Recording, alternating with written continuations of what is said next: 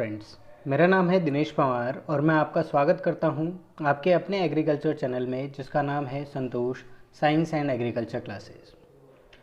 अगर आप ACF, forest ranger या फिर फॉरेस्ट गार्ड की तैयारी कर रहे हैं तो आपके लिए एक बहुत ही इम्पॉर्टेंट और बहुत ही अच्छा स्कोरिंग सब्जेक्ट हो सकता है बायोलॉजी। और बायोलॉजी की हम बात करें तो बॉटनी सब्जेक्ट उसके अंदर मेरा खुद का पर्सनल फेवरेट है। तो मैं मानता हूँ कि वो बच्चे जो बॉटनी को से लगाव रखते हैं और जो बॉटनी से तैयारी करना चाहते हैं एसीएफ की, उनके लिए कुछ ऐसे टॉपिक्स लेकर आऊँ जिन्हें वो बहुत ही ईजीली याद कर सकें और उसके साथ साथ जिससे बहुत अच्छा स्कोर कर सकें। तो उसी के क्रम में आज मैं आपके लिए सबसे पहला वीडियो लेकर आया हूँ कैरेक्टरिस्टिक्स ऑफ फंजाई।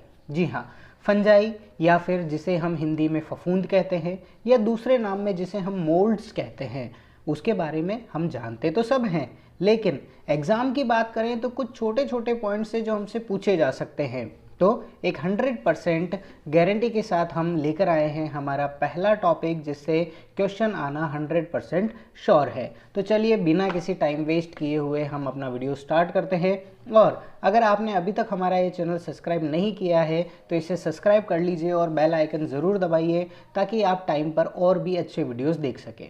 ओके, चलिए देखते हैं। सबसे पहले हम बात करेंगे माइकोलॉजी के बारे में। फंजाई जो है उसके लिए पढ़ने से पहले हमें पता होना चाहिए कि माइकोलॉजी क्या होती है। तो mycology is the science of microbiology. किसकी है? माइक्रोबायोलॉजी की। माइक्रो का मतलब छोटा और बायोलॉजी का मतलब जीवन। तो छोटे जीवों की जो साइंस होती है उसकी एक ब्रांच है जिसके अंदर हम स्टडी करते हैं किसके बारे में? मशरूम्स, मोल्ड्स और फंजाई के बारे में। उसे हम माइकोलॉजी का नाम देंगे। तो अगर एग्जाम में क्वेश्चन आ जाता है कि what is the study of mushroom called, तो भी हमें माइकोलॉजी करना है, या फिर study of moulds is known as, तो भी हमें माइकोलॉजी टिक करना है। ओके, सेकंड बात करें father of mycology in world, मतलब अगर हम विश्व की बात करते हैं तो फादर ऑफ माइकोलॉजी कौन है? P.A. माइकेली। याद रखना बहुत इजी है, एम से माइकोलॉजी, एम से माइकेली। ओके, लेकिन जब हम बात करते हैं इंडिया के अंदर तो father of mycology in India वो कौन है? E.J. बटलर। ये थोड़ा सा एक पॉइंट है जो हमें ध्यान रखना ज़रूरी है। नेक्स्ट हम बात कर लेते हैं कैरेक्टरिस्टिक्स ऑफ फंजाई के बारे में। तो यहाँ पर कैरेक्टरिस्टिक्स को हमने कुछ पॉइंट्स के अंदर डिवाइड किया है जिससे कि आप बहुत इजीली इसे याद रख सकते हैं। ओके, तो सबसे पहले हम बात करेंगे यहाँ पर हैबिटेट या फिर उसके निवास या उसके रहने के हिसाब से। तो किस तरह से फंजाई रहती है उसे हम क्या कहेंगे?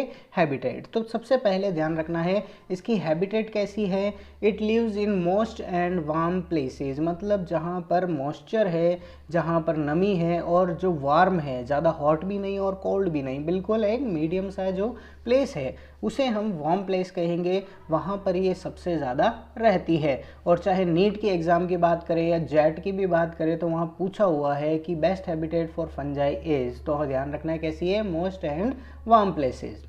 सेकेंड बात करें कि फंजाई आखिरकार कैसे अपना जीवन व्यतीत करती है, क्योंकि बहुत इंपॉर्टेंट पॉइंट हमारे पास आ गया है कि they do not have chlorophyll in their cells. तो क्लोरोफिल ही नहीं है तो इसका मतलब क्या है? वो अपना भोजन खुद नहीं बना सकती। देयरफॉर ये कैसी होती है? हेटेरोट्रॉपिक होती है, ऑटोट्रॉपिक नहीं है। और दूसरी चीज़ हमें ध्यान आती है कि अगर हेटेरोट्रॉपिक है तो इसका मतलब वो अपना भोजन दूसरे जीवों से लेंगी, चाहे वो कोई प्लांट हो, चाहे कोई एनिमल हो, कोई भी हो, पर वो खुद का भोजन कभी नहीं बना सकती। तो इसीलिए इस पॉइंट्स को ध्यान रखें, ये क्या है? हेटेरोट्रॉपिक होती है, ऑटोट्रॉपिक नहीं होती है। सेकंड हम बात कर लें इसकी बॉडी के बारे में कि इसकी बॉडी का शेप कैसा होता है, स्ट्रक्चर कैसा होता है। तो ध्यान रखना है इसकी बॉडी में कहीं पर भी कोई रूट, लीफ, स्टेम, फ्लावर ऐसी कोई भी चीज़ नहीं आती है। इस वजह से हम क्या कहते हैं? इसकी बॉडी का कोई परफेक्ट शेप नहीं होता। और ऐसी इम्परफेक्ट शेप की जो बॉडी होती है उसे हम क्या बोलते हैं? थैलस कहते हैं। क्या कहेंगे उसे? थैलस। तो अगर पूछा जाए which of the organism have thallus type of body organisation, तो हमें क्या टिक करना है? फंजाई टिक करना है ना। हाँ, उसके अंदर हमें प्लांट टिक करने हैं ना एनिमल्स टिक करने हैं, क्या टिक करना है? फंजाई। ओके, नेक्स्ट हम बात करें फंजाई जो है वो कई बार अपने बॉडी को एक शेप देने की कोशिश करती है। ठीक है। तो उस टाइम पर क्या होगा, हमारी जो फंजाई है उसे हम बोलते हैं मशरूम्स। तो मशरूम हमने देखे हैं, जैसे ऑयस्टर मशरूम्स है या बटन मशरूम्स है, तो उनकी एक शेप है।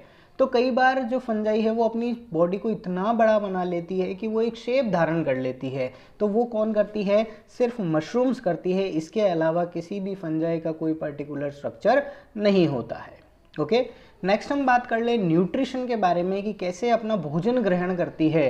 तो ध्यान रखेंगे फंजाई का कोई माउथ नहीं है, इस वजह से वो सबसे पहले अपने जो भी ऑर्गेनिज्म से फूड लेना है उसके पास में extra cellular digestive enzymes release करती है।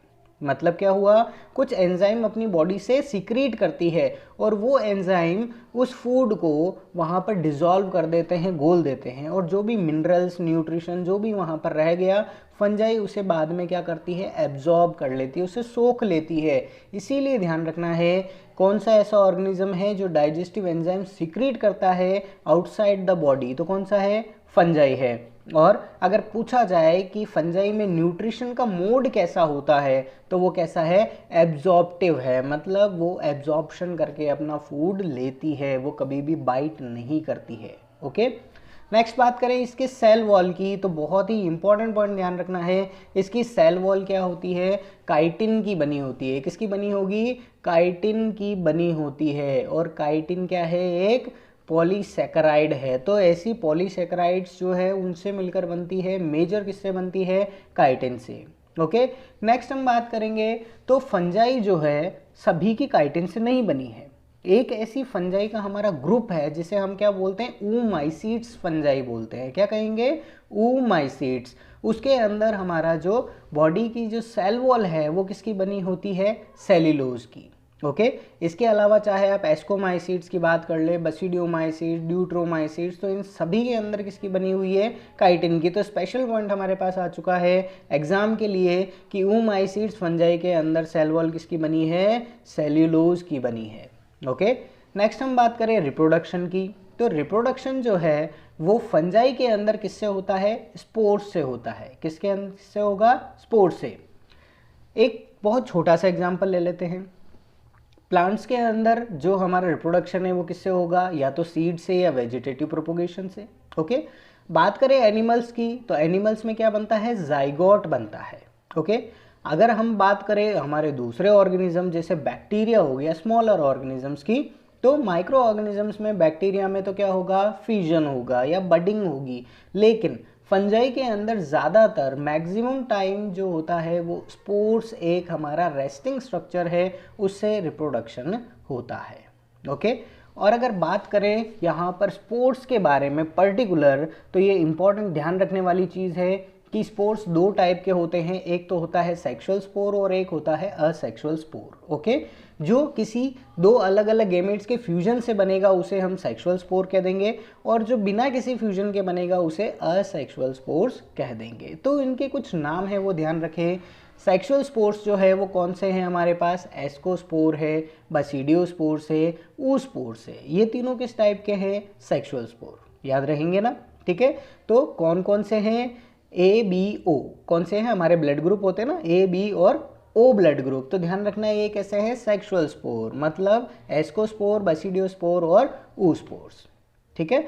सेकंड बात करें असेक्सुअल स्पोर की, तो वो कौन से हैं, कोनिडियोस्पोर्स है या स्पोरेंजियोस्पोर्स है या फिर ज़ूस्पोर्स है। तो ये मेनली क्या होते हैं, असेक्सुअल स्पोर्स होते हैं। ओके, और लास्ट बात कर ले हम यहाँ पर स्टोर्ड फूड की। तो फंजाई की बॉडी के अंदर जो फूड स्टोर किया जाता है वो किसके फॉर्म में किया जाता है, स्टार्च के फॉर्म में। और ये एग्ज़ाम नीट के अंदर, मेडिकल एग्जाम्स में या आपके जेट, ICR, BHU इन एग्जाम्स में पूछा गया है। तो ये पूरी पॉसिबिलिटी बनती है कि ये क्वेश्चन जो है वो ACF और फॉरेस्ट रेंजर के लिए भी इम्पॉर्टेंट हो गया है। तो ये हमारे कैरेक्टरिस्टिक्स ऑफ फंजाई थे, जो कि एक बहुत ही छोटा सा पर बहुत ही इंपॉर्टेंट टॉपिक है। आई होप आपको समझ में आया होगा, और अगर आपको ये वीडियो अच्छा लगा है तो इसे लाइक ज़रूर करें, आपके फ्रेंड्स के साथ इसे शेयर करना ना भूलें, ताकि आप साथ में तैयारी करें और बहुत अच्छे से तैयारी करें। आप इस चैनल को सब्सक्राइब भी करें और प्लीज़ कमेंट करके ज़रूर बताएं कि आपको और कौन से टॉपिक चाहिए। Thank you.